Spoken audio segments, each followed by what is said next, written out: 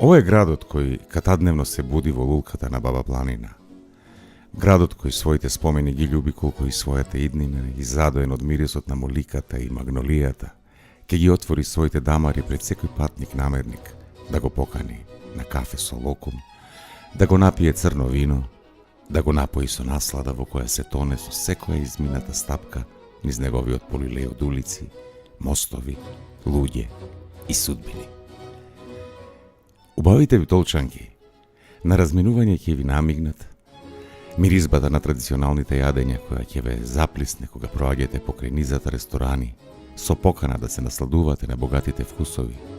Джагорот ќе ве понесе по сокакот широк со силен магнетизам кој ве влече се подлабоко во неговите дамари, во неговите тајни. Подарете му ја сета ваша љубопитност на овој град, кој нескромно ашикува со вашата желба да го прошетате, да го вдишете, да го запознаете, да го засакате, да го доживеете, да останете вечно со него. Градот Битола е скриен меѓу зелените брегови на Баба Планина, крај житната Пелагонија, во југозападниот дел на Република Македонија. Иначе, градот Битола за прв пат е спомнуван од словените некаде во 7. век. Се смета дека основоположници на самиот град се врсјаците. Тоа е едно од македонските словенски племиња. Меѓутоа, оние запишани информации и податоци датираат некаде после 11. век, кога градот ги добива познатите имиња како Бутела, Бутели, Обител, што всушност во превод како термини или епитети значат живеалиште или куќа. Нејзините корени се запретани длабоко некаде помеѓу рушевините од античкиот град Хераклеја Линкестис, основан од Филип II, таткото на Александар Велики, денес најпознатиот археолошки локалитет во Македонија. Особено важен пишан извор во кој е спомнато името Битола е така наречената грамота на царот Василије II од 1019 година. Овој документ е правен акт со кој биле одредени правата на Охридската архиепископија, при што биле наведени епископските подчинети на Охридската црква, меѓу кои и битолскиот епископ. Од повеќето средновековни извори, првенствено западни, се споменува името Пелагонија, денешен регион од 9 општини, како ознака за битолската епископија, а некаде населбата била позната под името Хераклеја, благодарение на црковната традиција, затоа што Пелагониската митрополија е продолжение на епископијата на градот Хераклеја. Во средниот век, Битола представува црковно седиште за областа Пелагонија и пошироко. Легендата за името за манастир е сигурно поврзана со огромниот број на манастири кои што биле тука на ова подрачје, во градот и околу самиот град. Некои легенди зборуваат за некои си импозантни бројки до 70 и неколку, меѓутоа за тоа немаме се уште никакви утврдени податоци. Меѓутоа сигурно е претпоставка дека ова подрачје под нешто ги изненадило освојувачите, дека постоел богат сакрален христијански живот на овие простори, во овој дел од градот. Иако овие информации не може со сигурност да се потврдат, сепак сосема е веројатно бројот на црквите и манастирите да биде причина зошто овој град го добил името манастир.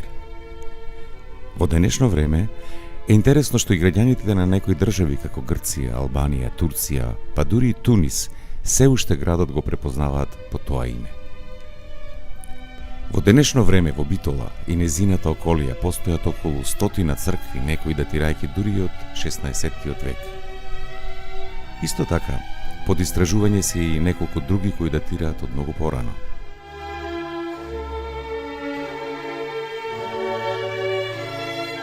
Овој заводлив град не може да го остави рамнодушни. Ова е градот на конзулите, градот на пијаното, градот на убавата музика, најградскиот град. Најразлични епитети го красат овој град во Македонија.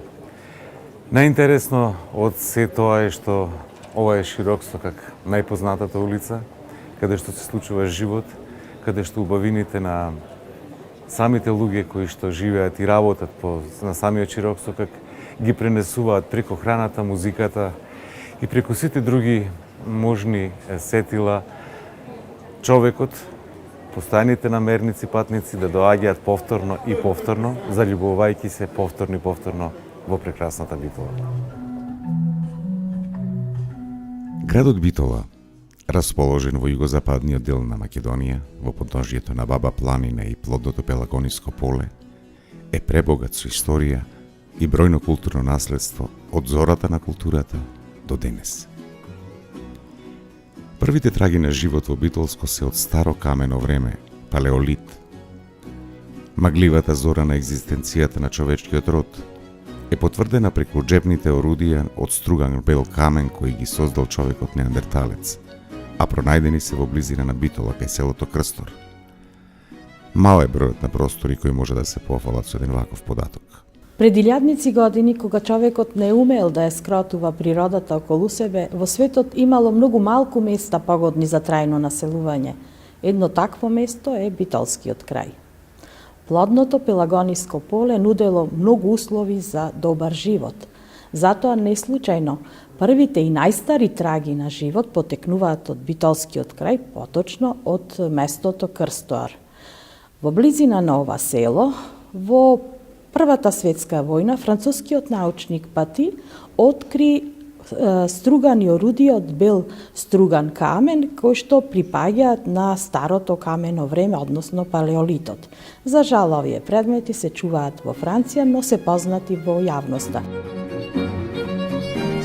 Друга значајна епоха во живењето на Битолскиот крај е младото камено време, неолит, кое траело од 5500 до 3500 година пред нашата ера и оставило значајни траги кои ја дополнуваат светската преисторија. Откриените неолитски населби кај селата Велушина, Породин, Могила, Карамани, Врбјани, Трн, Црнобуки, Бакарно гумно, Радобор и многу други, распоредени во рамнината, а со поголема концентрација долж коритото на Црна река, се повеќеслојни. Некои до 8 метри височина, познати под името Тумби. Брилјантните теракотни идоли на богинките мајки од Велушко-породинската група се силни сведоштва за тоа време. Времето на откривањето и употребата на металот од 3500 до 1200 година пред нашата ера е проткаен со силни нишки на превирање. Златото е првиот откриен метал што служил и за украсување, а бакарот со своите легури станал порок за многу движење на народите од Европа и Азија, познати како индоевропски преселби.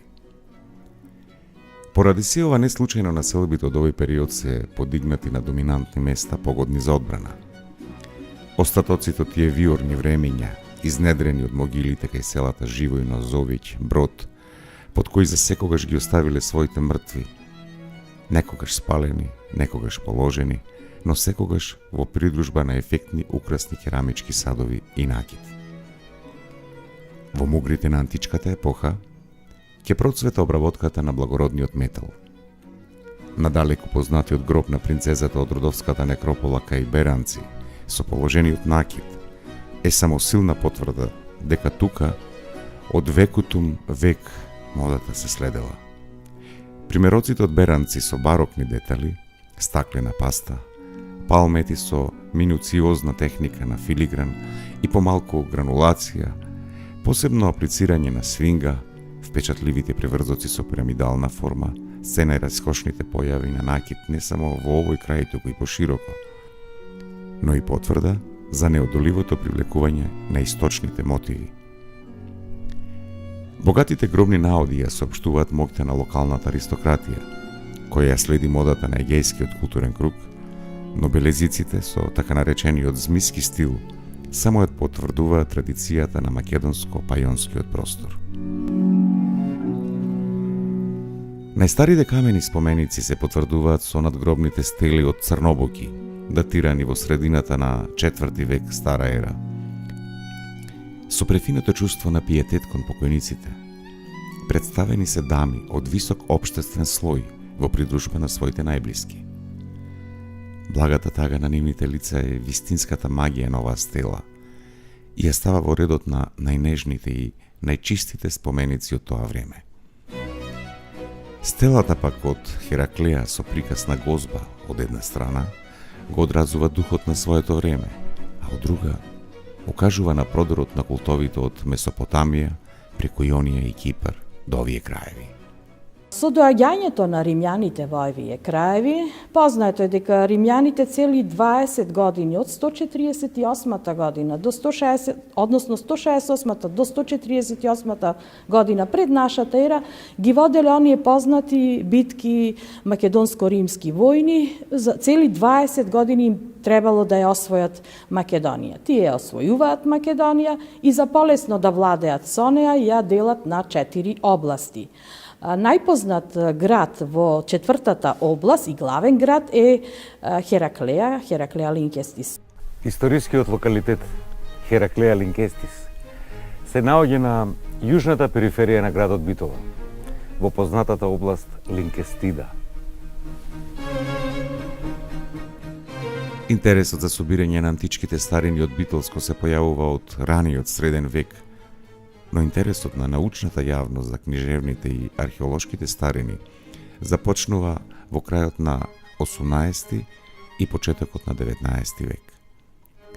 Скоро и да нема место во Битолскиот крај каде не поминале научници, колекционери, конзули, свештеници, патеписци и слично, а да не однеле по некој вреден пишан документ или предмет. Се одело дури дотаму што настранските научници со специјални фермани издавани од султаните им било дозволено слободно да прекопуваат, а ископаниот материјал или да го откупат, или едноставно да го пренесат во својата земја. Оваа привилегија најмногу ја уживале дипломатските представници, особено конзулите, кои ја имале оваа задача во својата секојдневна активност. Во оваа насока особено биле активни британските дипломатски представници. Така, запасијата кон археолошките знаменитости на градот Битола и околината на конзулот Калверт, кој бил конзул од 25 февруари 1860 година, и неговата колекција што ја чувал во својата резиденција, добиваме информации од Хейзи и Даумет, кои при посетата на Битола во 1861 година се вчудо не виделе од таа колекција. Во оваа насока ја излагаме мисијата на Вилјем Мартин Лик, британски политичар и воен работник, археолог, филолог и истражувач, изведена во епохата на Наполеоновите војни. Неговата мисија имала за цел да се испита тогашната современа состојба во Македонија, незината стратешка важност, комуникацијските потенцијали, политичката раздвиженост и незиното културно, пред се археолошко наследство. Во едно од неговите дела прави обстоен осврт за Пелагонија и се задржува на знаменитостите на античка Хераклеја и на Лихнит, посебно на античките надписи од овие наоѓалишта. Посебно место зазема статуата, односно бистата на Ајсхин, познатиот говорник Ајсхин, која што е заведена под бројот 1839, сушност тоа е годината кога таа е истражена и однесена во Лондон. Исто така таму се наоѓа и една глава на еден неидентификуван поет. Важно е да се каже дека овој лик, научник лик, бил голем љубител на нумизматиката и познато од литература дека тој во тој период однесол многу голем број на нумизматички предмети од Хераклеја и од околината на Битола, кој што дури има податок дека тој ги продал за 5000 фунти на музеот во Кембридж. Бистата на Ајсхин, работена во духот на класицизмот на Хадријан, која ја ископал во Хераклеја, а ја добил како подарок од Алипаша Јанински во 1839 година, му ја предал на Британскиот музеј во Лондон. Во 1851 година исто така ја пренел и бистата на неидентификуван поет. Така денес не само овој музеј, туку и многу други познати музеи во светот се накитени со репрезентативни експонати од нашата Хераклеја. Восхитот и неодминливата привлечност што ја буди овој град од давнешни времења трае до ден денес. Неограничен број на посетители. Во почетокот на 40-тите години на минатиот век вршени се сондажни истражувања на Хераклејската акропола. Во почетокот на 1936-38 година во Хераклеја истражуваше екипа на музеот на кнез Павле од Белград. Во тој период однесена е и брилјантната статуета на Атена Партенос, денес во Народен музеј Белград. Фигурата на Атена ја прикажува величината на класичната уметност од Фејдииното време. Оваа прекрасна статуа со својот достоинствен архаичен изглед многу е блиска на оригиналот на Фејдиината Атена Партенос на Акропол. Ние кои би напоменале дека само можеби 1/7 или 10 од Хераклеја е откриено. И она што го гледаме од Хераклеја е како архитект, ќе речем повторно, од урбанистички аспект, мене ми е јасно согледливо дека тој дел што е откриен од Хераклеја е епископското седиште.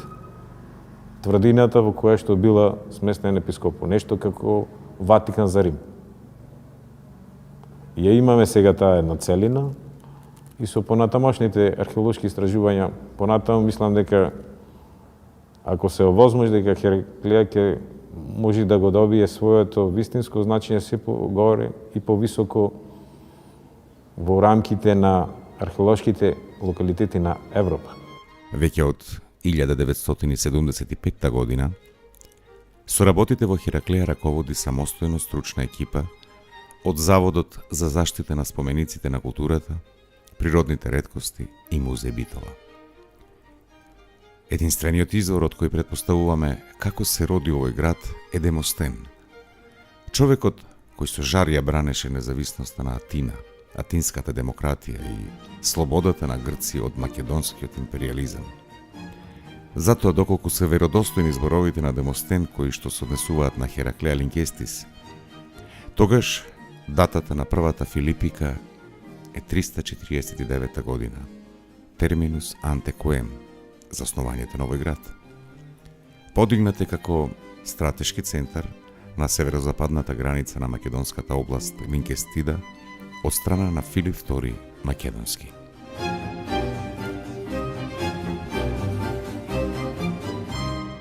Хераклеја, со бројот и дебелината на културните слоеви на вистина не надмината. 10 слоеви и 7 нивоа со остатоци од населби се редат еден преку друг, со што во незиното долговековно постоење е посведочен еден континуиран развој во повеќе епохи. Првите материјални сведоштва потекнуваат од доцно-бронзениот период. Акрополата пак, утврдувањето на врвот од ридот кое и денес е доминантно, укажува на македонско-хеленистичкиот карактер на Хераклеја од 2 век пред нашата ера. Надмокиноста на Хераклеја во древниот свет лежи во едно срекно совпаѓање на историјата и географијата. Сместена во плодната рамнина, северно заштитена од Баба планина и рекичката Сива вода од јужна страна, низ неа од памтивек водел пат кој во времето на римското владение го заменил најпознатиот пат на класичната епоха Вија Игнација, спојката на Јадранското со Егејското крајбрежје. Имено патот од Јадранскиот брег до Дарданелите бил користен уште во предисторијата. во текот на првиот милениум е познат како Кандависки пат. Римската војска по него навлегувала на Балканот, а во вториот век од Старата ера, 40-тите години, конечно е оформен и осовремен според римскиот патен стандард и наречен според името на раководителот на работите, Прокос Егнатиус. Хераклеја како важна станица на Вија Игнација ќе биде забележана на повеќе патокази. Itinerarium Antonini Augusti, Itinerarium Burtigalense, Tabula Peuntingeriana, а во подоснежното време и во компилативната космографија позната под името Ravennaitis Anonumi космографија како станица на патот Хераклеја Стоби. По римската окупација 168 година во битката кај Пунда, Македонија ќе биде потполно поразена и претворена во римска провинција 148 година пред нашата ера.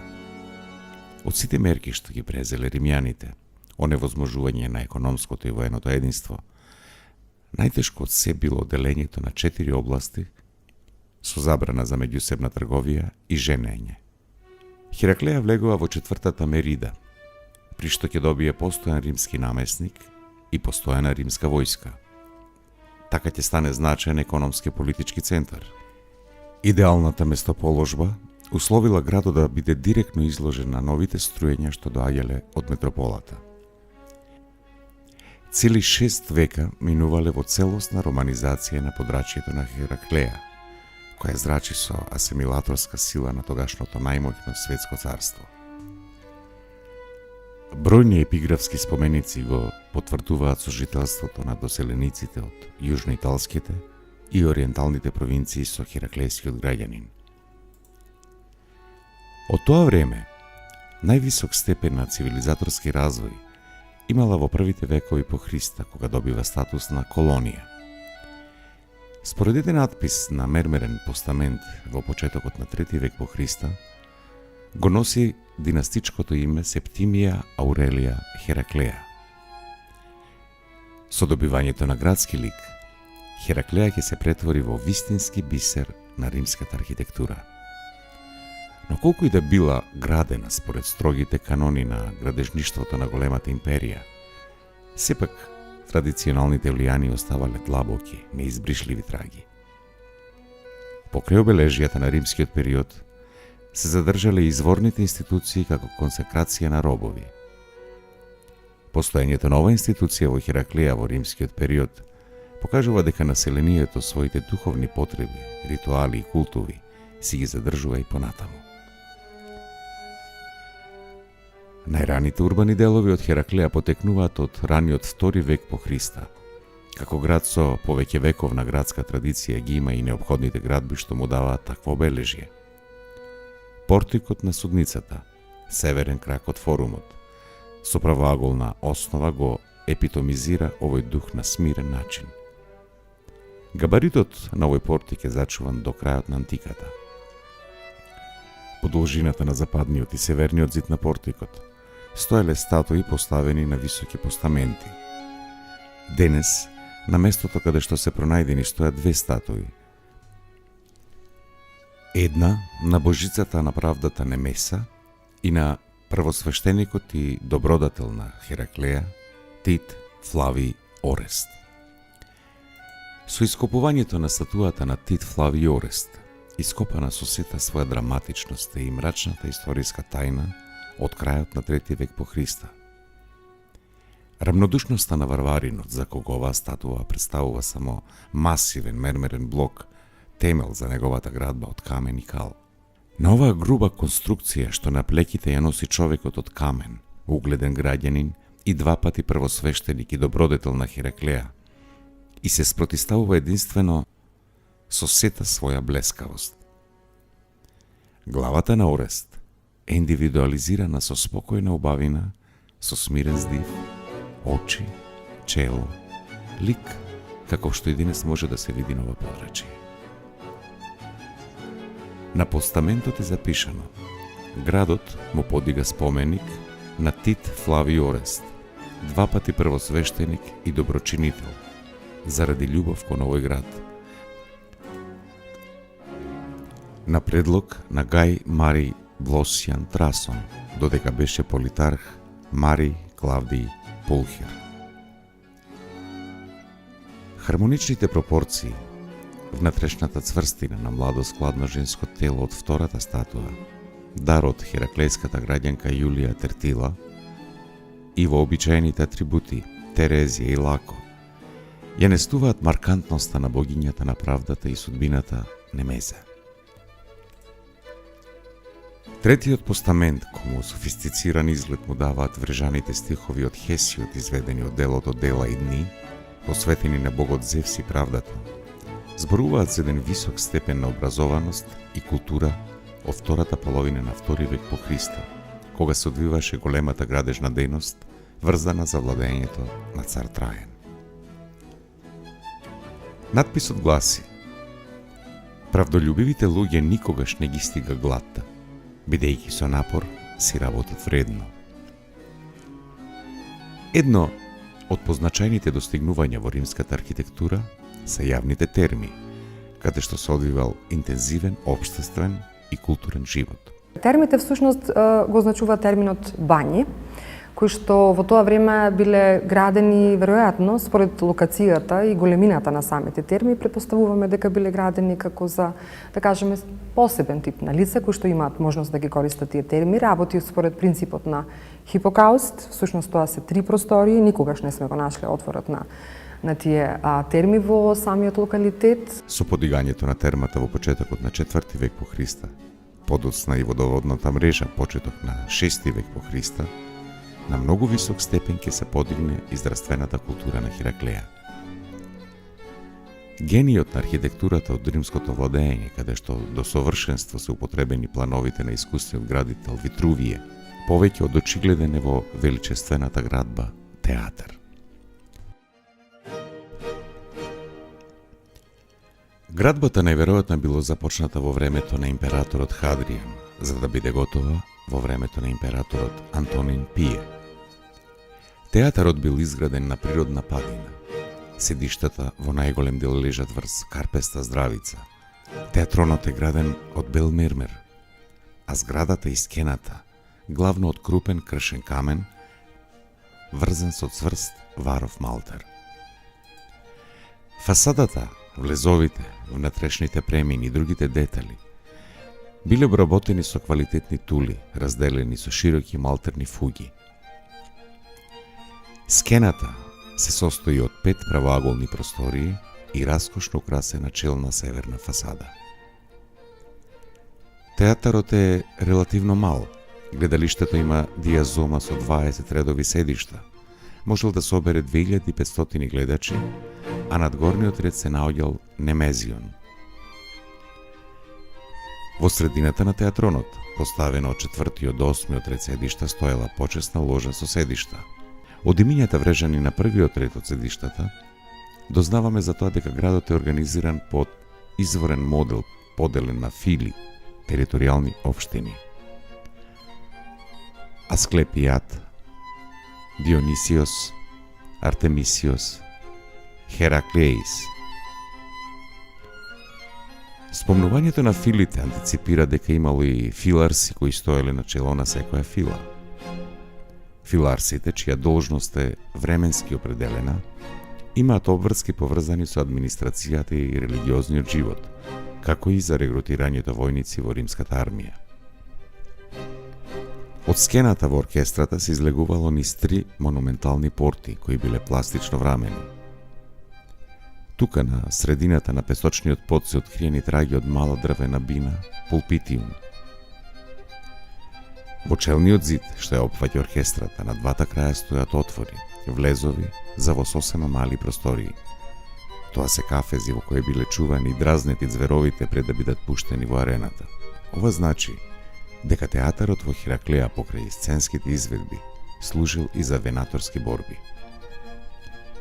Високиот зид од ортостати, кој што ја обиколува оркестрата и металната ограда врз него, служила за заштита на гледачите од раздразнетите животни.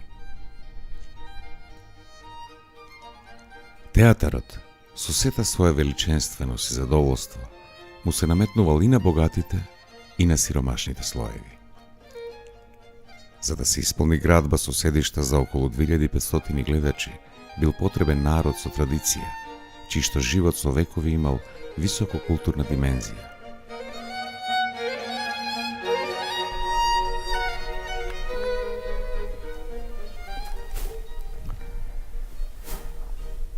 Значајна улога театаров одиграл во создавањето на култот на маченикот. Посебно во креирањето на задоволството на луѓето кои тоа го гледале.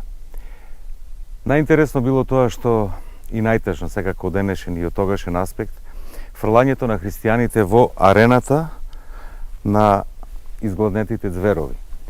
Меѓутоа тоа за христијаните било сосема од друг аспект гледано, верувајќи дека ја спасуваат душата со својата смрт, со молитви и без плач се предавале на смртта.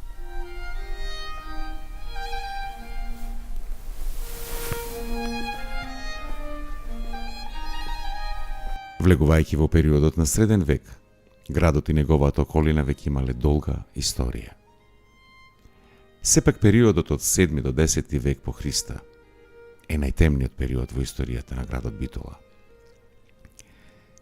Силен материјален документ и најверодостоен доказ за постоењето на градот е така наречената Битолска плоча, каде што за прв пат се споменува името на Битола со испишани старословенски букви. Плочата се наоѓала на влезната порта од Битолската тврдина, каде ја поставил Јован Владислав во 1015-1017 година. Факт е дека Битолскиот крај, веројатно поради големото воено и стратешко значење, во средновековието представува вистински метеж од окупатори. Како никаде на друго место, многу често ги менувал господарите, особено во бурниот 12 и 13 век по Христа. Во Битола лично престојувале и византиските цареви, подготвувајќи ги оттука своите походи. Сигурно овие цареви се уцврстувале убаво, во како што напишал патописецот Ел Идриси во 12 век, во убавиот, прекрасен и пријатен град Бутили. Сите оние кои доаѓале во Битолскиот крај, оставале по некоја трага од својата материјална култура и се заминувале. Во предвечерието на османлиското освојување, Битола и цела Пелагонија се наоѓала во рамките на владењето на крал Марко и поминувал еден релативно мирен период од својата историја. Но новата османлиска воена кампања, насочена западно од реката Вардар, која започнала во 1385 година под водство на румелискиот беглербек Тимурташ Паша, го нарушила тој мирен период. Битола, за разлика од Прилеп, дала многу посилен отпор, така што османлиите кои ги предводил Тимурташ Паша не успеале брзо да ја освојат, а борбите околу неа биле жестоки и траеле извесен период. Сеќавањето за османлиското заземање на овој град останало во народната меморија, но и во воените записи од тој период. Македонскиот собирач на народни преданија Марко Цепенков забележал: турците кога го презедоа Прилеп, ич пушка не пукна. При се што Битола ја преземале од две страни, едната војска од кај Прилеп дошла, другата од кај Воден, и пак лесно не можеле Битола да ја преземат. Чунки крал Толјо се биел од калето, а калугерите што биле во 72 манастири, и тие се бореле. Тики баја ги време што се мачеле, дури Битола ја презеле. Сепак, бранителите на градот на крајот морале да попуштат пред надмоќната и многубројна османлиска војска. Заземањето на Битола е опишано и во делото Кратка историја на битолскиот вилает од мајор Мехмет Тевфик, директор на воената гимназија во Битола. Во него се наведува дека кога османлиите тргнале да го освојуваат градот Битола, неговите жители неколку дни се спротивставувале.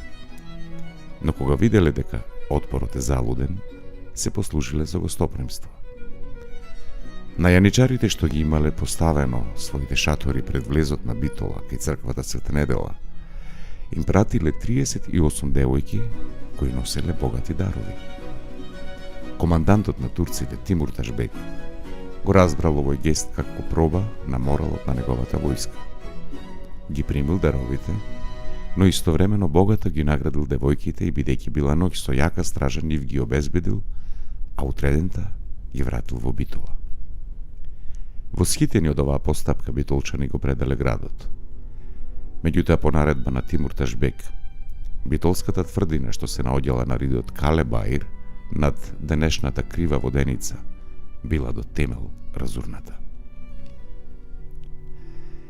И покрај тоа што постојат известни податоци кои укажуваат дека Битола била предадена на мирен начин, сепак општо прифатен став е дека Битола била освоена во 1385 година по воен пат, поради што претрпела и поголеми последици во првите години од османлиското владење.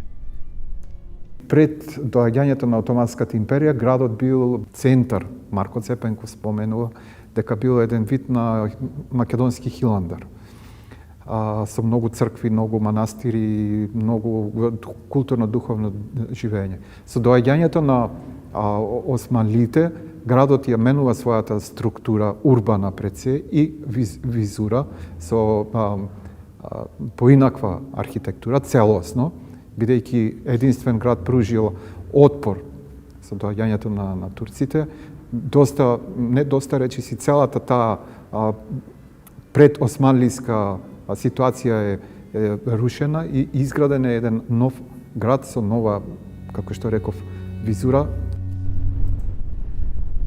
По воспоставувањето на нова власт, постепено започнал да се менува урбаниот изглед на градот. За новата административна, верска и воена власт било потребно да се изградат нови објекти од профан и од сакрален карактер. Но за Битола е карактеристично тоа што најзначајни верски османлиски објекти кои најмногу влијаеле врз промената на изгледот на градот биле изградени во 16 век, кога османлиите ја користеле Битола како база за нивните походи на запад кон албанските територии, пред се против долготрајното востание на Скендербек. Промени настанали во самата структура на градот и во однос на местото и начинот на живење на обичните луѓе. Имено, во градот биле создадени посебни маала, надвор од старата средновековна тврдина. Маалата, кои биле една од главните карактеристики на ориенталните градови, започнале да ја формираат новата урбана структура, која веќе не представувала затворен тип на град со големи зидини околу живеалиштата. Како и во другите освоени градови од османлиите, тврдината, односно затворениот средновековен град, бил напуштен како место за живење и надвор од зидините бил создаден отворен град без зидини и порти. Така, во првиот познат попис за Битола од 60-тите години на 15 век биле регистрирани 9 муслимански и едно христијанско маало, и сите тие биле расположени надвор од тврдината. Колку новите градби да биле ретки и не толку впечатливи по својата монументалност, сепак градот од архитектонски аспект доживеал една ориентална урбанизација и со текот на времето бил целосно променет во однос на стариот средновековен град. Од типичен средновековен град, тој бил претворен во типичен ориентално-балкански град, така што и во културен и во урбан поглед Битола станал османлиски град. Институцијата вакав задолжбина ја има најважната улога во трансформацијата на градот. Прв помен, прв зародиш на чаршијата наоѓаме во вакафнамата на најстарата џамија на Балканот, џамијата Атик, односно Сункур Чаушбек, која е изградена во 1434 година, каде се наведува дека ктиторот за одржување на објектот ги издавештал приходите од сите куќи, анови и дуќани, 25 на број, на просторот од Чира пазари, пазар за Борини, па се до Ченгел Каракол, ноќна стража, која веројатно се наоѓала на излезот од градот во правец кон Прилеп. Тогаш изградените објекти, џамијата, мектебот, имаретот, јанот, ќе го бележат зачетокот на битолската чаршија. Таа ќе никне во срцето на градот, со многобројни улички, дуќани, магази и работилници, каде се работело по принципот една уличка, еден занает. Ќе формираат повеќе од 30 наменски пазари: Ат пазар, Мас пазар, Мума пазар, Туз пазар, Бакалски пазар, Сгр пазар, Тенеќе пазар и други. Импресивноста на чаршијата, која брои 900 дуќани кога градот брои 50.000 жители, ќе биде забележана во патеписите на млетачкиот пратеник Бернард, крстоносецот Вилијам Тирски, турските патеписци Хаджи Калфа, Ами Буе, како и најпознатиот меѓу нив Евлија Челебија. Во поглед на занаетчиско-стопанската и економска ситуација во градот Битола, со стабилизирањето на централната власт во 15 и 16 век, се стабилизирала и економската ситуација во градот. Занаетите и бројот на занаетчиите, како и производството, се зголемувале паралелно со зголемувањето на бројот на градските жители и со зголемувањето на административното и политичко значење на градот. Занаетчиството во наведениот период било привилегија на муслиманското население, откаде потекнувале најголем број од занаетчиите.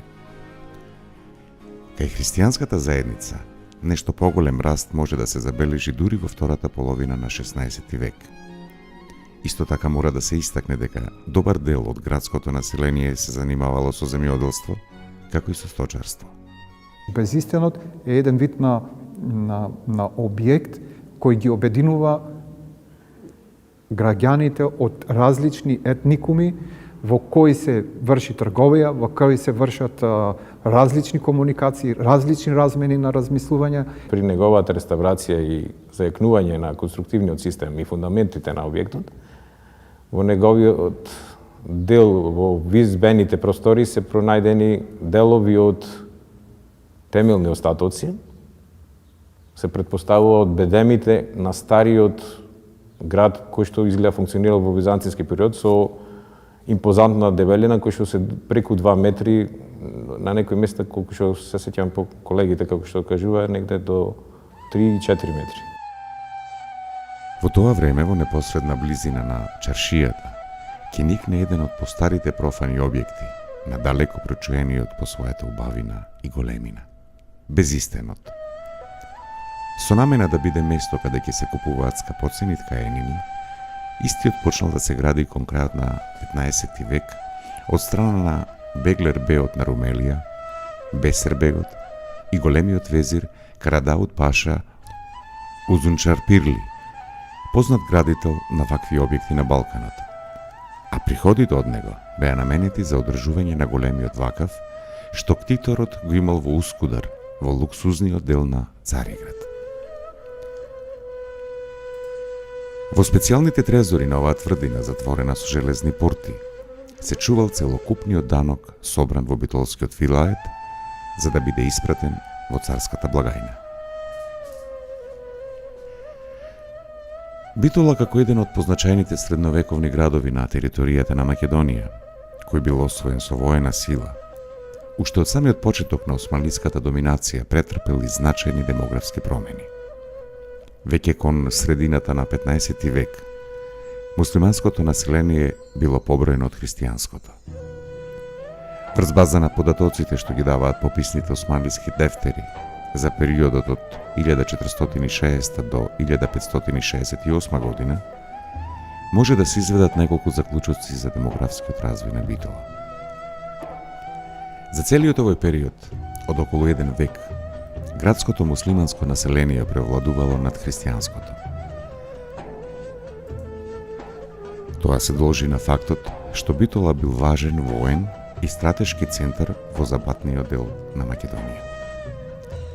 Таа се наоѓала во близина на албанските територии кои во текот на целиот 15 век биле потресувани од буни, а посебно од востанието на Скендербег кое во 15 век било најсериозна пречка за целосното завладување на Балканот. Но исто така тоа се должи и на фактот што при османлиското освојување Битола жестоко се спротивставувала на освојувачите, од што може да се претпостави дека тоа предизвикало и поинаков однос на османлиите кон градот. Според исламската традиција, секоја населба која не се предавала по мирен пат, по освојувањето била подложувана на 3 дена грабежи од страна на војската, како казна за давањето отпор. Може да се претпостави дека нешто слично се случило и со Битола, поради што старите христијански жители на градот биле приморани да го напуштат градот, а на нивно место, покрај војаниот гарнизон, веднаш биле доселени и муслимански жители. Од овој период Битола, согласно информациите од пописните дефтери, била збогатена и со 2 нови етнички елементи. Првиот од нив бил еврејскиот елемент, кој за прв пат се јавува во пописот од 1528 година. Тоа биле евреите кои во 1492 година биле протерани од Иберискиот полуостров и од кои најголем дел биле примени во рамките на Османлиската империја. Вториот елемент бил ромското население, кое исто така за прв пат се јавува во пописот од 1528 година. Токму во тој период, крајот на 16 и во текот на 17 век, во Битола занечиството, како и трговијата која се развива паралелно со него, се во постојан подем. Постојат бројни податоци за трговската размена и со странски држави. Во овој период Битола е веќе значаен економски, воен, административен и културен центар на Румелија, европскиот дел на Турција, на што укажува и постоењето на големиот Безистен и Саат Кулата, кои се карактеристични објекти за секој значаен трговски и занаечиски град, кој има важна стратешка положба и е лоциран на значајни меѓународни патни правци.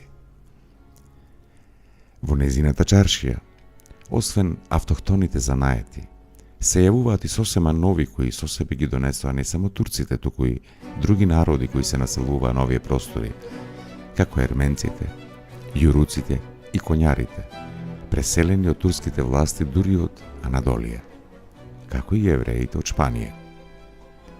Ритамот на животот во градот е тесно поврзан со развојот на занаечиството. Податоците укажуваат на тоа дека особено голем подем на развојот на занаечиството е во времето кога евреите доаѓаат во Битола. Тоа е некаде околу 1500 година, иако според некои автори можат да се сретат податоци дека евреи на овие подрачја имало и пред оваа година, односно пред прогонството на евреите од Шпанија и Португалија. Периодот од крајот на 17 век во Битола ќе го обележи изградбата на Занданкуле. Тоа е приватна изградена кула во дворот на големиот шифлик на битолскиот муфтија Хаджи Махмут Ефендија во 1628-29 година, кој бил учен теолог и писател, но и дервиш од редот на Шибенди. Неговата огромна библиотека се чувала во кулата се до 1863 година, кога била земена од битолскиот валија Хисени Паша, пошто и се губи трагата. Ктиторот на оваа градба бил сметан за свет човек, а кулата и незината непосредна околина биле култно место каде луѓето палеле свеќи. Според легендата, овој свет човек во момент на целосно духовно совршенство телесно исчезнал, оставајќи ја дервишката наметка која во кулата била чувана долго како реликвија, со чија помош биле лекувани разни болести. Во подоснежниот период, односно во втората половина на 18 век, се случила и друга значајна промена во демографската структура на населението во градот. Имено, познатиот Ајан Алипа Шајанински, во периодот од 1706 до 1790 година, во неколку наврати ја напаѓал и ограбувал најбогатата влашка населба Москополе. Големиот број бегалци кои ги напуштале своите живеалишта поради нападите на Алипаша се упатувале кон Македонија и токму Битола и незината околина биле една од дестинациите што ја избрале за свое место на живење. И покрај постепеното опаѓање на моќта на империјата, доселувањето на голем број на власи во Битола дава нов импулс во развитокот на чаршијата, посебно на трговијата. Познато е дека во текот на 18 век Македонија, па секако и Битола, има јаки трговски врски со Австрија, Венеција, Марсеј, Ливорно, Франција, Будимпешта, Москва, како и со земјите околу Јадранскиот брег и Србија. Во поглед на административното уредување, Битола во првите векови од османлиската доминација била центар на Каза, како судско-административна единица во состав на огромниот паша Санџак со седиште во Едрене. За функционирање на градската управа во Битола, која имала статус на шехер, муслиманска населба од највисок ранг, се грижеле следниве представници на градската власт: Кадија, градски каја, кехаја, кетхуда, јаничарски сердар, мухтесип, баждар и ага за данокот арач. Постоењето на овие органи представува пример во кој може да се препознае организацијата на локалната управа, колку таа и да била хаотична во тоа време. Сите тие служби биле назначувани директно од централната власт, односно биле државни по своето потекло. Исклучок од нив била функцијата градски ќаја, кехаја, која имала локално потекло. Исто така тие имале и различни сфери на действување, и тоа административно-воена, судска и економско-социјална. Секако најзначајна од сите нив во класичниот османлиски период била функцијата на кадијата, кој бил најдоверливиот султански службеник.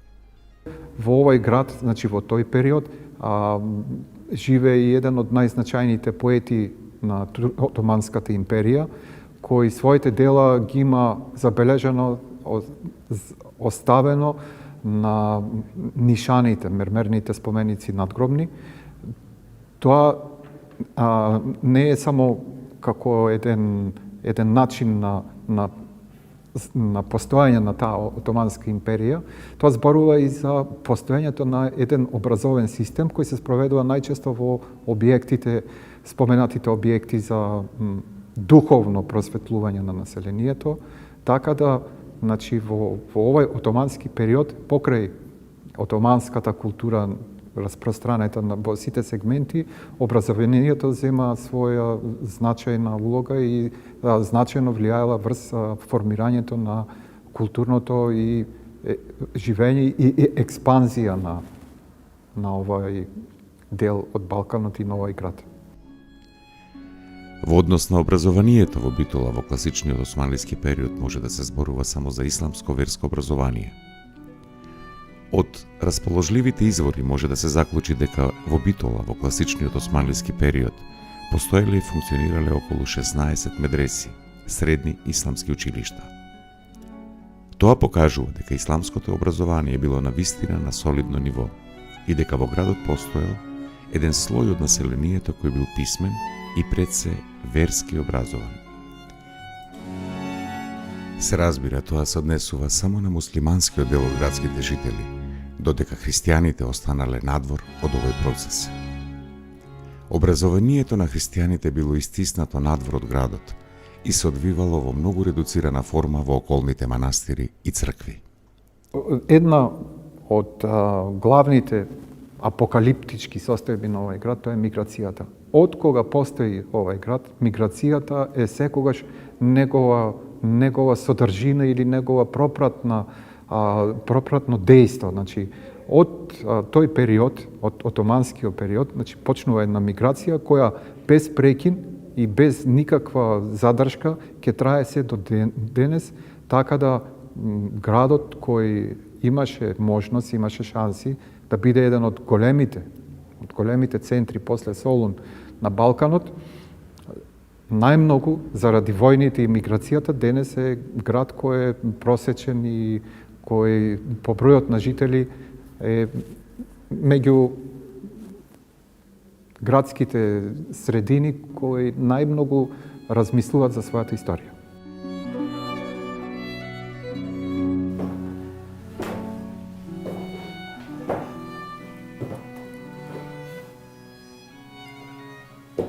Со доаѓањето на големите европски трговци, почнува да се променуваат богатата граѓанска класа, да ги променува своите начини на однесување, на облекување. Исто така, уредувањето на своите домови, изградбата на куќите. Ги пушта децата на школување во големите европски центри.